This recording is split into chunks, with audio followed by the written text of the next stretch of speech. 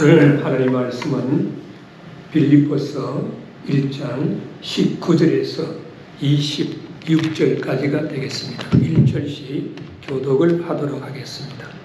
이것이 너희 강구와 예수 그리스도의 성령의 도우심으로 내 구원에 이르게 할 줄 아는 거로 나의 간절한 기대와 소망을 따라 아무 일에든지 부끄러워하지 아니냐고 지금도 전과 같이 온전히 담대하여 살든지 죽든지 내 몸에서 그리스도가 존귀하게 되게 하려 하나니 이는 내게 사는 것이 그리스도니 죽는 것도 유익함이니라.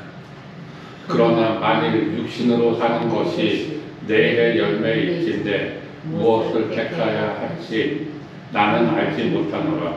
내가 그 두 사이에 끼었으니 떠나서 그리스도와 함께 있을 욕망을 가진 이것이 더욱 좋으나 내가 육신으로 있는 것이 너희를 위하여 더 유익하리라. 내가 살 것과 너희 믿음의 진보와 기쁨을 위하여 너희 무리와 함께 거할 이것을 확실히 하노니 26절 다같이 내가 다시 너희와 같이 있으므로 그리스도 예수 안에서 너희 자들이 나를 인하여 풍성하게 하려 함이라. 아멘. 오늘은 무엇을 위하여라고 하는 그런 제목에서 같이 은혜를 나누기를 원합니다. 소설가 싱클레이 루이스라고 하는 사람은 뉴욕의 그랜드 센츄럴 정거장에 서가지고 이런 감상의 글을 썼습니다. 모두들 어디론가 가고 있다. 모두 바쁘게 걸어간다. 저 사람들은 자신의 종착역을 알고 있을까? 오고 또 가는데 무슨 의미가 있을까? 라고 하는 글을 썼습니다.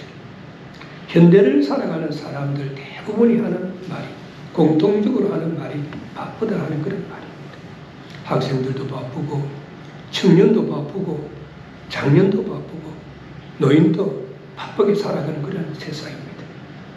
프란츠 카프카라고 하는 사람이 쓴 단편소설 재판이라고 하는 그 책에 보면 K라는 이름을 가진 남자의 재판 이야기가 나옵니다. 이 K라는 사람은 자신이 왜 재판을 받는지도 알지 못하고 또 재판을 통해서 왜 유죄 판결을 받았는지도 알지를 못합니다. 이 소설에서 인간을 K로 보는 것입니다. 확실하지 못한 상태에서 왜 사는지 알지 못하고 인생이 무엇인지 알지 못하고 목적 없이 그저 달려가는 인간상을 묘사하고 있다라고 이렇게 볼 수가 있습니다. 목적 없이 달려가는 삶, 인생의 참된 가치와 의미를 알지 못하고 그저 달려가는 삶을 어떻게 생각하십니까? 그 결과는 지치고 피곤하고 허무할 것입니다. 그러므로 말이죠, 우리 인간은 자신의 형편과 처지에 따라 가지고 나름대로의 인생관이 있어야 하는 것입니다. 왜 이 땅에 살고 있는가? 무엇을 위하여 살고 있는가? 인생이란 무엇인가? 특히 말이죠, 우리 믿는 자들은 삶과 신앙생활에 확실한 그런 목적이 있어야 하는 것입니다. 무엇을 위하여 달려가고 있는지 목적을 바르게 알고 달려가야 할 것입니다. 오늘 본문 속의 사도 바울은 자신이 로마의 감옥에서도 고난 가운데서도 왜 기쁨으로 복음을 전하면서 살고 있는지, 무엇을 위하여 살고 있는지, 삶과 신앙의 목적을 분명하게 알고 열심으로 충성심으로 달려갔다라고 말씀을 하고 있습니다. 그래서 오늘 본문에서는 예수 그리스도를 위한 사도 바울의 인생과 그리고 생사관에 대해서 말씀을 하고 있습니다. 그래서 오늘 본문의 첫 번째 파트인 19절에서 21절에 보면 바울의 예수 그리스도에 대한 인생관에 대해서 말씀하고 있습니다. 사도 바울은 예수 그리스도에 대해서 어떠한 인생관을 가지고 있었는가? 첫째는 그리스도를 위하여 부끄럽지 아니하는 그런 삶을 살아가며 복음을 전하려고 노력했다라고 19절에서 20절 전반절에 말씀하고 있습니다. 여기 보니까 이것이 너희 강구와 예수 그리스도의 성령의 도우심으로 내 구원에 이르게 할 줄 아는 거로 나의 간절한 기도와 소망을 따라 아무 일이든지 부끄럽지 아니하고 라고 말씀하고 있습니다. 우리가 말이죠, 인생을 살다가 보면은 낙심하게 되는 그런 일들이 많이 일어나게 되는 것이죠. 자신의 계획과 목표를 이루지 못했을 때, 이기지 못했던 고난과 환난이 닥쳤을 때, 사랑하는 사람과 이별을 했을 때 대부분의 인간들은 낙심을 하게 되는 것이죠. 드라이든이라고 하는 시인은 이런 시를 썼습니다. 인생은 모두 속아 사는 것. 막연한 희망 속에 쏟고 또 속아. 내일은 괜찮겠지. 기대해보라. 막상 그날이 오면 실망뿐이네. 라고 이런 시를 썼어요. 인생을 살다 보면 모든 인간에게 낙심할 일이 일어난다는 것을 알고 시인 드라이든은 우울한 감정으로 이러한 시를 쓴 것입니다. 그런데 오늘 본문 속에 사도 바울은 본절에서 고난과 환난과 핍박 속에서도 절대 낙심하지 아니한다라고 고백하고 있습니다. 본절의 말씀을 갖다가 우리가 바르게 이해하기 위해서는 부끄럽다라고 하는 이 말의 뜻을 바르게 해야 우리가 말이죠. 일반적으로 부끄럽다 하는 말은 이 말의 뜻은 어떤 수치로 인해 가지고 감정이 상하는 것을 말해요. 어떤 수치스러운 일을 해가지고 자신의 감정이 상할 때에 우리는 일반적으로 부끄럽다라고 이렇게 표현을 하게 되었습니다. 그러나 성경적인 뜻은 낙심과 관계가 있다는 것을 알아야 됩니다. 로마서 5장 5절에 보면 소망이 부끄럽게 아니하면이라고 말씀하고 있습니다. 그러므로 그리스도인의 소망에 대해서 말씀하고 있다는 것을 우리는 알아야 하는 것입니다.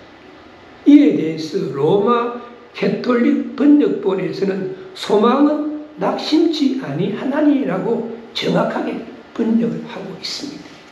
그러면 사도 바울이 고난과 환난과 핍박 속에서도 감옥 속에서도 낙심하지 아니하는 이유가 무엇이라고 생각하십니까?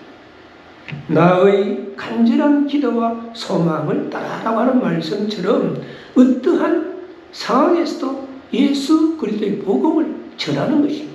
여기서 말하는 간절한 기도라고 하는 것은 머리를 갖다가 쭉 내밀어가지고 다가오는 일을 기대하는 우리가 어떤 사물을 갖다가 자세히 보기 위해서는 머리를 쫙 내밀어가지고 쳐다보는 것과 같은 그런 자세를 취하는 것입니다.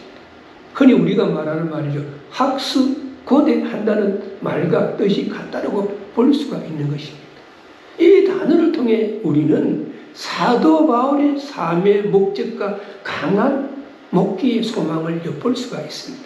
즉 바울이 어떠한 상황에 처하게 되든지 그를 통해서 오직 그리스도의 복음이 전거되고 또한 그리스도께서 존귀케 되기만을 원했다라고 그런 고백을 하고 있습니다. 세상 안에 말이죠. 갇혀있는 새들의 간절한 소망이 뭐겠습니까? 밖에 나와가지고 자유롭게 헐헐 날아보는 것이지 않겠습니까? 마찬가지로 감옥에 구속되어 있는 죄수의 가장 현실적인 소망은 옥에서 풀려나는 것입니다. 그런데 사도 바울은 감옥에 갇혀 있음에도 불구하고 자신이 옥에서 빨리 풀려나서 자유의 몸이 되었으면 좋겠다라고 하소연하는 것이 아니라 그의 간절한 기대와 최대의 소망은 어떠한 상황과 여건 속에서도 낙심하지 아니하고 오직 담대함으로 계속 예수 그리스도의 복음을 전하는 것이고 그 결과 자신으로 인해서 그리스도가 존귀하게 되는 것이다 라고 말씀하고 있습니다. 그래서 20절 후반절에 보면 이렇게 이야기합니다.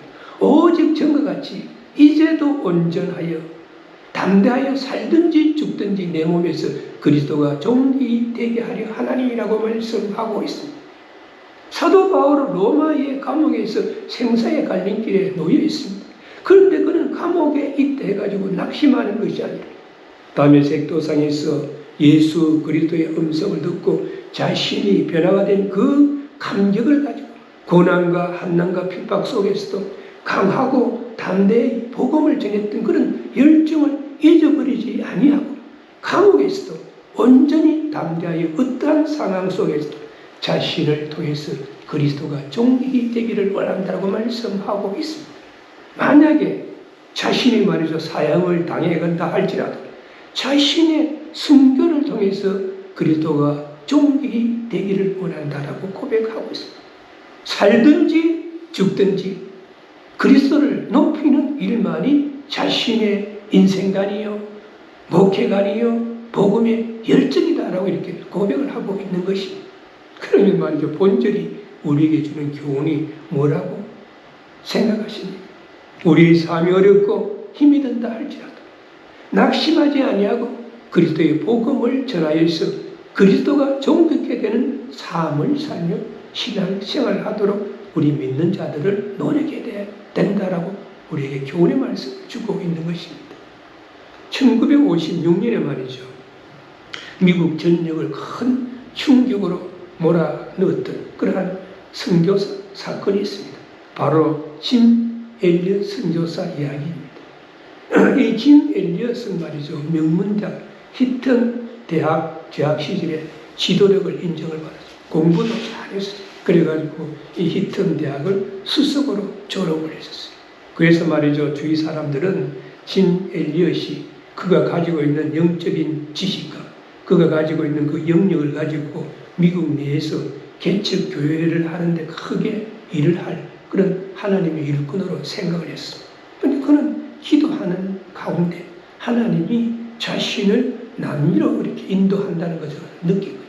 그래서 에콰도르에서 선교를 했던 선교사님과 이렇게 자연스럽게 교제를 하게 됐어요. 그래서 에콰도르에서 선교했던 선교사님과 교제를 하는데 그가 말하기를 그 에콰도르에 가면은 아우카족이라고 하는 족속이 있는데 그 아우카족속은 너무 잔인하고 포악해가지고 사람이 접근할 수도 없고 복음을 전할 수도 없다. 라고 이렇게 이야기를 합니다.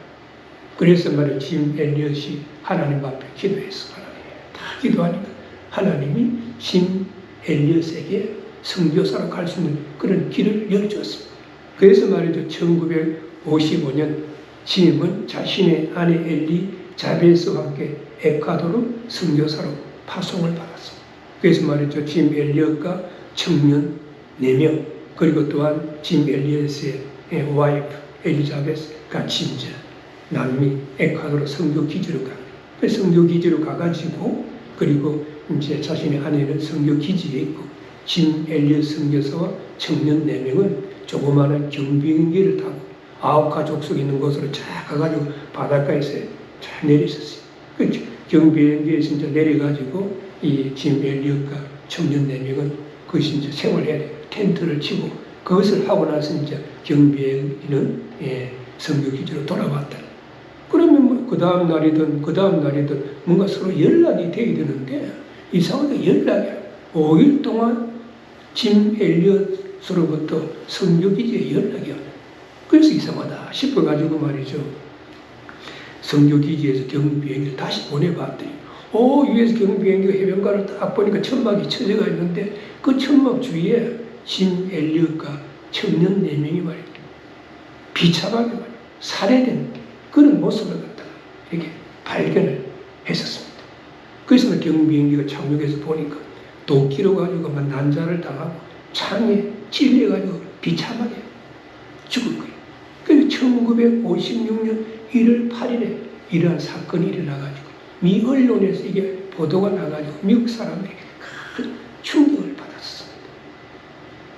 복음을 전하고 가지고 5명의 선교사들이 도끼와 창에 비참하게 살해돼. 그럼 미국 사람이 충격. 이제 세월이 흘러가요. 그러니까 짐 엘리엇의 와이프 엘리자베스 말이죠, 하나님 앞에 기도하는 가운데 자신도 그리 가야 되겠다 라고 생각해가지고 간호사 수업을 받았어요. 그 1년 동안 간호사 수업을 받고 말이죠, 에콰도르 자신의 남편 짐 엘리엇이 같은 아우카족이 있는 데로 갔었어요. 그런데 그 아우카족들은 여자는 죽이지 않는다는 그런 게 있다는 거예요. 비겁한 여자를 죽이면 비겁한 자다 해가지고 여자는 죽이지 않는다. 그것도 모르고 엘리자베스는 갔는데 자신들의 생명에 위협을 가지 않아요. 그래서 이제 엘리자베스는 그곳에서 자기가 이제 간호사 그런 교육을 받고 왔기 때문에 몸 아픈 사람도 치료도 하고 간호도 해주면서 사랑을 자꾸 베풀고 처음부터 복음을 전하면 또 생명의 위협을 느낄 수 있잖아요. 그래서 몇 년 동안 말이죠, 어려운 사람을 도와주고 병든 자를 치료하고 간호하고 이렇게 했더니 아우카 추장이 말이죠. 감동을 받고 또 사람들도 감동을 받아가지고 추장이 물어봐고요. 당신은 누구길래 여기 와서 말이죠. 우리에게 이렇게 사랑을 베풀어주고 그리고 또한 어렵고 힘든 사람 도우며 병자를 치료하느냐 물어봐. 그랬더니 엘리자베스가 그 추장에게 지금으로부터 한 5년 전에 바닷가에서 젊은이 5명을 죽인 기억이 나느냐라고 물어봤다. 그랬더니 그 추장이 그렇다고 기억이 난다. 그 5명 중에 한 명이 내 사랑하는 남편 짐 엘리엇 선교사다라고 이렇게 이야기를 한 거예요. 그랬더니 말이죠. 추장이 말이죠. 아주 말이죠. 양심의 가책을 느끼고 그리고 또 그 이야기를 전해든 9가 족속도 양심의 가책을 느껴가지고 그 이후로 그 9가 족속들이 예수 그리스도를 믿게 된 것입니다. 그래서 그 당시에 9가 족속의 추장이었던 사람이 빌리 그레 목사님이 주도하는 한 예배에 와가지고 간증을 했었어요. 어떤 간증을 했느냐면 우리들은 그분들에게서 복음을 받고 하나님을 믿게 되었습니다. 그 젊은이들의 희생이 아니었다면 우리는 아직도 그렇게 살고 있었을 것입니다. 그분들의 죽음으로 인해 우리들은 복음의 빛을 보게 되었습니다. 우리도 오래 살기를 원치 않습니다. 주님처럼 그분들처럼 살기를 원합니다. 라고 9가족 추장이 빌리 그램이 주도하는 집회에 와서 간증한 일이 있습니다. 짐 엘리엇과 4명의 선교사들의 선교 사역은 비참한 죽음으로 끝났지만은 복음을 위하여 열매를 맺는 씨앗이 되는 그런 죽음이었다라고 우리는 볼 수가 있습니다. 사도 바울은 살든지 죽든지 그리스도가 존귀게 되는 삶을 살겠노라고 그는 구세대에 우리 믿는 자들에게 교훈의 말씀을 하고 있습니다. 그래서 21절에 보면 그리스도를 위한 순교의 삶에 대해서 이야기합니다. 이는 내게 사는 것이 그리스도니 죽는 것도 유익함이냐라고 말씀하고 있습니다. 인생이란 무엇이라고 생각하십니까? 전도서 기자는 인생을 고백하기를 헛되고 헛되며 헛되고 헛되니 모든 것이 헛되도다라고 전도서 기자는 고백했습니다. 그러나 어떠한 마음의 자세로 인생을 사느냐에 따라서 인생의 방향과 색깔이 달라진다고 우리는 볼 수가 있습니다. 어떤 사람들은요, 쾌락주의적인 인생관을 가지고 살아갑니다. 인생의 진정한 의미를 모르고 목적도 모르고 그저 호흡하면서 먹고 마시고 즐기면서 본능대로 살아가는 그런 사람들이 많이 있습니다. 한 번뿐인 인생, 잠시 있다가 사라져가는 한결같은 짧은 인생에도 불구하고 인생의 소중함과 가치를 인식하지 못하고 흘러가는 세월의 강물에 아무렇게나 인생을 흘러보내면서 시간이 아까운 줄도 모르고 무감각하게 살아가는 탕자 같은 사람들이 많이 있습니다. 어떤 사람들은 물질주의적인 인생관을 가지고 살아갑니다. 물질이 인생의 모든 문제를 해결해 줄 수 있다고 생각합니다. 물질이 있으면 인생이 행복을 가져다 줄 수 있다고 생각해가지고 수단과 방법을 가리지 아니하고 오직 물질만을 추구하는 삶을 살아가는 사람들도 우리 중에 많이 있습니다. 어떤 사람들은 이기주의적인 그런 인생관을 가지고 살아가고 있습니다. 사랑과 헌신과 봉사의 정신은 찾아볼 수가 없고 오직 자신의 이익만을 추구하는 그러한 인생을 살아가는 자들이 것입니다. 물량주의적인 그런 인생을 살아가고 있는 자들이 우리 주위에 많이 있습니다. 또 기독교인들의 인생관은 우리들의 삶이 어렵고 힘이 든다 할지라도 하나님의 영광과 예수 그리스도의 복음 전파를 위해서 그리스도를 존귀케 하는 그런 인생을 살아가는 것이 우리 기독교인들의 인생관이다라고 우리는 볼 수가 있습니다. 본절에서 사도 바울이 뭐라고 교훈하고 있습니까? 이는 내게 사는 것이 그리스도니 죽는 것도 유익함이니라. 사는 것이 그리스도니라고 하는 말은 그리스도를 위해 사는 삶이라거나 그렇지 않으면 그리스도가 삶의 구원이 된다는 그런 말이 아닙니다. 삶 그 자체가 그리스도다라고 할 그런 의미를 가지고 있는 것입니다. 그리스도인들이 그리스도와 연합하여 하나가 되었음을 우리들에게 암시해 주고 있는 것입니다. 이 말씀은 기독교 신앙의 핵심을 찌르는 것이라고 우리는 볼 수가 있습니다. 기독교는 뭐라고 생각하십니까? 많은 사람들이 이러한 질문을 던집니다. 예수 그리스도의 인격과 사역은 기독교가 세워지게 되는 반석이 되는 것입니다. 기독교 신앙의 핵심 인물은 예수 그리스도인 것입니다. 그래서 말이죠. 구약에서는 이 땅에 우리 인생들을 구원하려 오실 예수 그리스도를 여러 가지 예표로 보여주고 있습니다. 사복음서, 마태복음, 마가복음, 누가복음, 요한복음에서는 이 땅에 오신 예수 그리스도를 말씀을 하고 있습니다. 그리고 그 뒤에 있는 서신서에서는 이 땅에 다시 오실 예수 그리스도에 대해서 말씀을 하고 있습니다. 그래서 사도 바울은 갈라디아서 2장 20절에서 내가 그리스도와 함께 십자가에 못 박혔다. 그런즉 내가 산 것이 아니요 오직 내 안에 그리스도께서 사신 것이다라고 그런 고백하고 있습니다. 사도 바울의 인생 목표는 그리스도께서 존귀케 되는 것을 위해서 그는 산다는 거예요.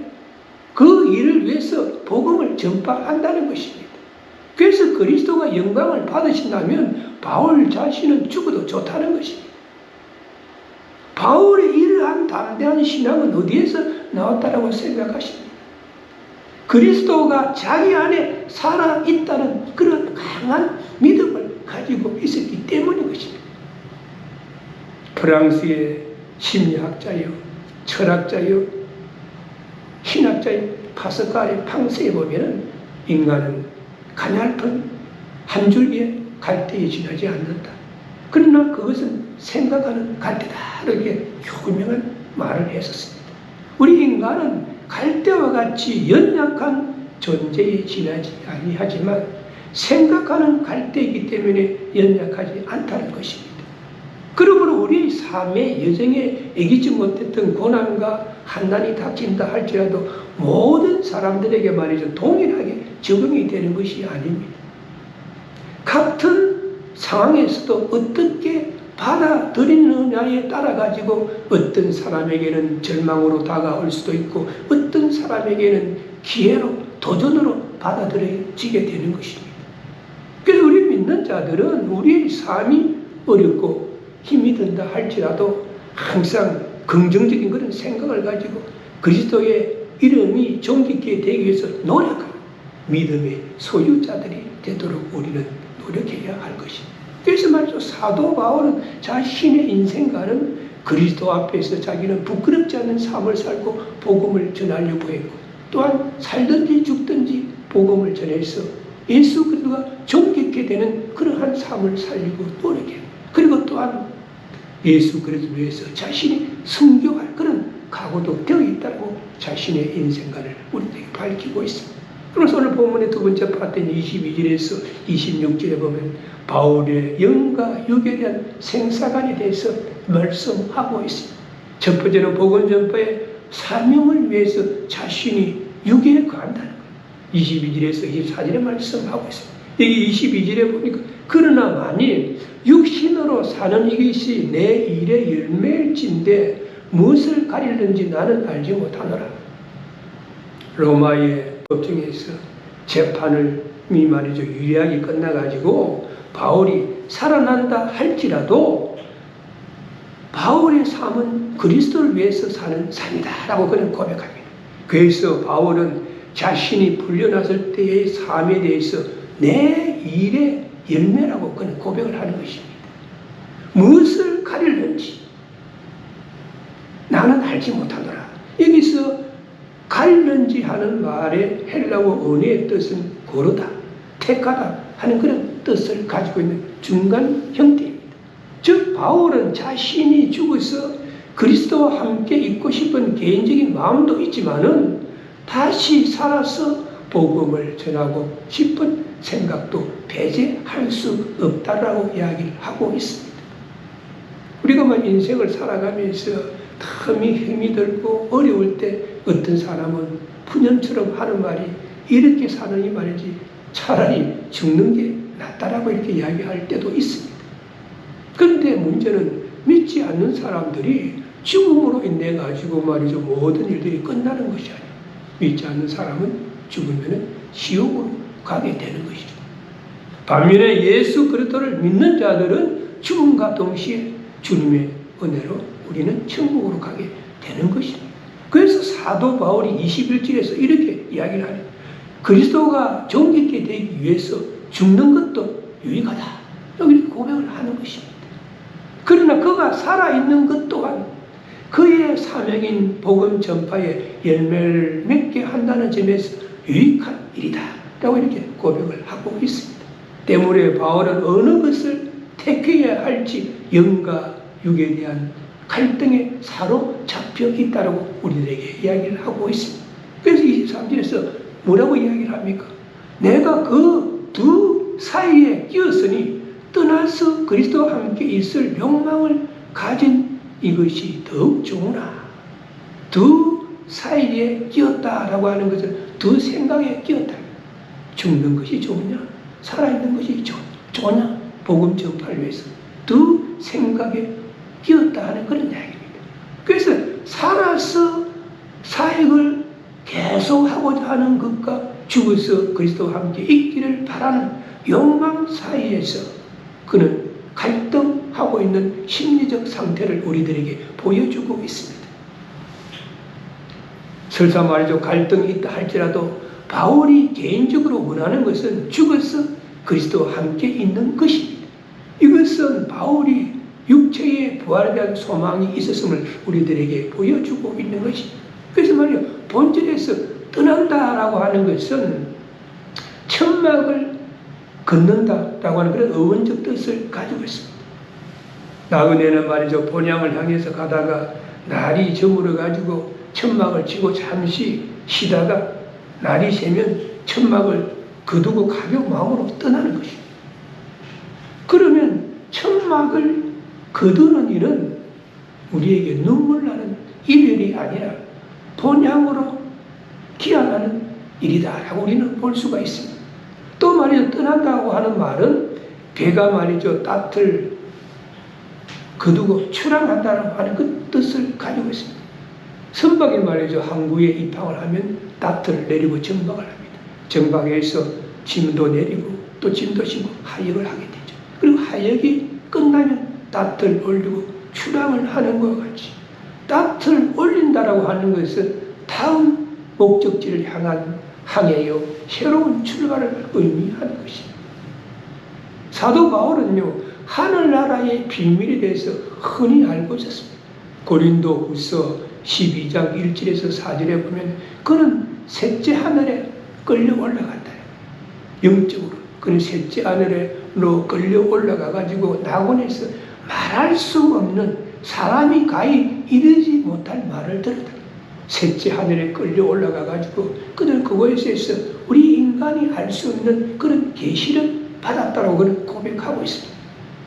그런 그가 슬픔과 괴로움과 고통이 많은 이 세상에 살고 싶었겠습니까?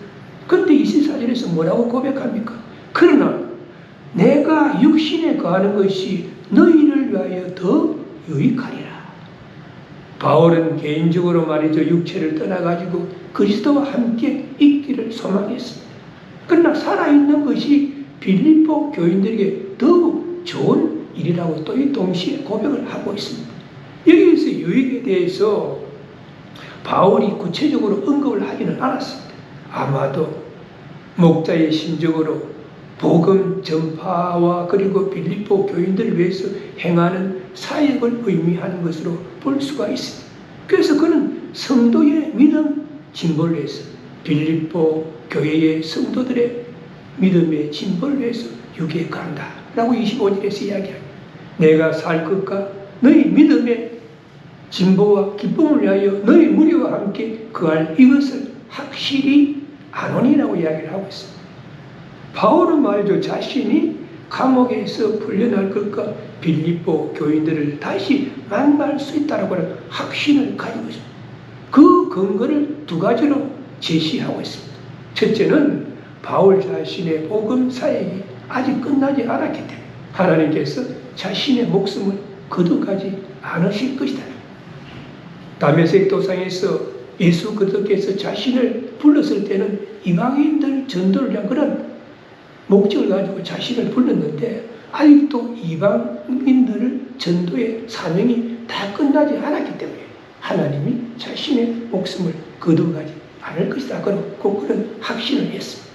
두 번째는 빌립보 교회 성도들의 간절한 기도가 있었기 때문에 빌립보 교인들은 말이죠. 사도 바울이 옥에 갇혔다라고 하는 그런 소식을 듣고 나서 빌립보 교인들은 바울이 감옥에서 풀려나기를 기도했습니다.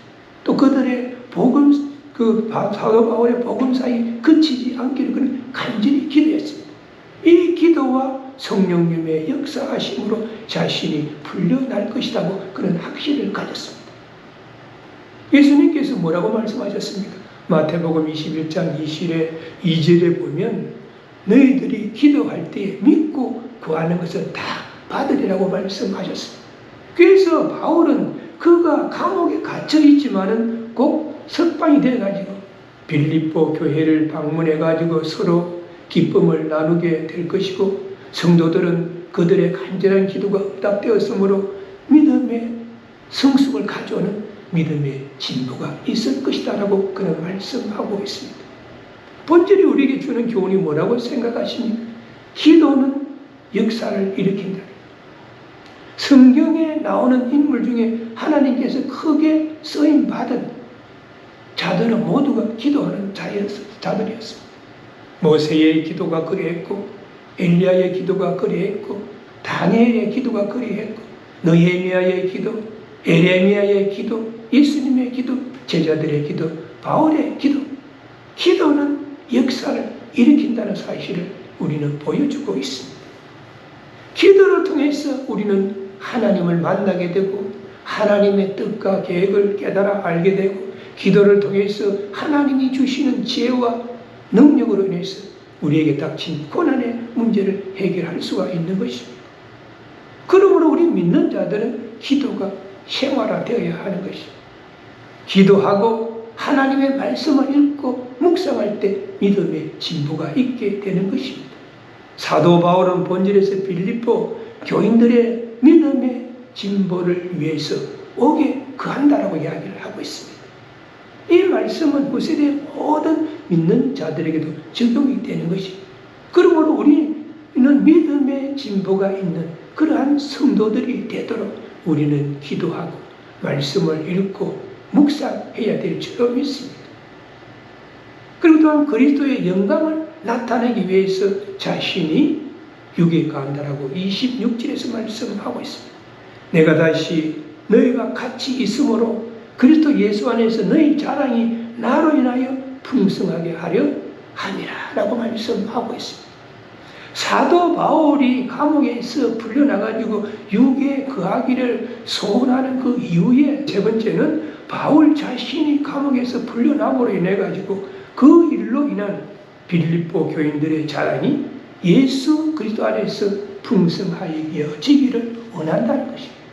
이 말씀은 바울이 감옥에 갇혀 있는 일이 오히려 복음의 진보가 되었고 빌립보 교인들은 바울을 위하여 기도를 했더니 풀려남으로 인해 가지고 믿음의 진보와 함께 자랑거리가 되어 가지고 하나님께 영광을 돌리는 결과를 가져오게 된다라고 그런 말씀을 하고 있습니다. 외국에 말이죠. 어느 동시집에 이런 글이 있습니다. 한 나그네가 말이죠. 한 덩이의 진흙을 갖다가 얻었다는 거예요. 근데 그 진흙에서 이상하게 아름다운 향기가 자꾸만 발산이 돼. 그래서 나그네가 물었습니다. 너는 바그다드의 진주냐? 라고 이렇게 물었더니 진주가 아니요. 그럼 인도의 사양이냐? 그것도 아니요. 라고 이렇게 해요. 그래서 그럼 너는 누구냐? 그랬더니 한 덩이의 진흙일 뿐입니다. 그런데 어떻게 진흙에서 그렇게 아름다운 향기가 나느냐라고 물어봤대. 그랬더니 진흙이 말이야. 나는 백합화와 함께 오래 있었습니다. 진흙의 백합화가 나무가 심겨져 있었고 거기서 말이죠. 그 꽃이 피어나고 그 향기를 발해요. 그래서 진흙에서도 향기가 난다 하는 그런 이야기입니다. 진흙과 같은 우리의 인생도 주님과 함께 할 때에 주님의 향기가 내 속에서 생겨나고 주위 사람들에게 퍼져나갈 것입니다. 하나님의 영광을 구할 때 진흙과 같은 나에게도 주님의 영광이 우리를 통해서 나타나게 될 것입니다. 하나님께 영광을 세세토록 돌린 사도 바울은 그리스도를 위해서 모든 것을 자신을 잃었다고 고백합니다. 살든지 죽든지 그리스도만이 존귀있게 되기를 원했다라고 이야기를 하고 있습니다. 내게 사는 것이 그리스도니 죽는 것도 유익하다라고 그는 고백했습니다. 또한 빌립보 교인들이 바울 자신으로 인해 가지고 그리스도께 영광을 돌리는 일이 풍성하여지기를 소원한다라고 그는 고백을 했었습니다. 우리 모두 우리 삶이 어렵고 힘이 든다 할지라도 사도 바울의 담대한 그런 신앙을 본받아가지고 살든지 죽든지 예수 그리스도의 복음을 전파하여서 오직 그리스도만이 존귀있게 되는 역사를 이루는 믿음의 소유자들이 되시기를 주님의 이름으로 축원합니다. 아멘. 기도하시겠습니다. 좋으신 주님, 오늘도 주님을 사랑하는 아름다운 마음들이 모여있어요. 하나님 앞에 신령과 진리로 예배를 드리게 하시고 진리의 말씀 안에서 은혜를 나누며 우리의 믿음을 다시 한번 증거하게 하시니 감사를 드립니다. 오늘 본문 속에 사도 바울은 예수 그리스도를 믿기 전에는 예수 믿는 자를 핍박하고 교회를 찬멸하여 자였지만 다메섹 도상에서 예수 그리스도의 음성을 듣고 새 사람으로 변화된 후에는 고난과 한난 가운데서도 오직 예수 그리스도의 복음을 증거하였는데 로마의 감옥에서도 예수 그리스도를 위해서 자신이 부끄럽지 않는 삶을 살며 복음을 전하려고 했다라고 고백하고 살든지 죽든지 예수 그리스도의 이름이 존귀케 되고 또 예수 그리스도를 위해서는 순교까지도 각오하고 있다라고 고백하였는데 우리 모두 오늘 이 증거된 말씀을 통해서 다시 한번 도전을 받게 하여 주시옵시고 이 사도 바울의 신앙을 본받아서 우리의 삶이 어렵고 힘이 든다 할지라도 우리 모두도 예수 그리스도 앞에서 조금도 부끄러움이 없는 삶을 살며 신앙생활을 하게 하여 주시옵시고 언제 어디서 누구를 만나든지 간에 예수 그리스도의 복음을 전가해서 복음의 강철을 빛낼 수 있는 믿음의 소유자들이 될 수 있도록 우리 모두를 인도하시고 넘치도록 축복하여 주옵소서. 우리 주 예수 그리스도의 이름으로 간절히 기도드리오나이다. 아멘. 지금은 길이요 진리요 생명이 되시는 우리 주 예수 그리스도의 은혜와 독생자 예수 그리스도를 아끼지 아니하시고 이 땅에 보내주셔서 우리 인생들을 구원하게 하신 하나님의 크신 사랑과 오늘도 우리들의 마음 가운데 내재하시고 감동케 하시는 성령님의 역사하심 오늘 전거된 말씀을 붙잡고 사도 바울처럼 예수 그리스도 앞에서 조금도 부끄러움이 없는 삶을 살며 신앙생활을 하여서 그리스도의 영광을 드러내기를 소원하는 이 자리에 모이신 모든 분들과 그 가정과 삶의 현장 위에 지금으로부터 영원까지 함께할지어다. 아멘.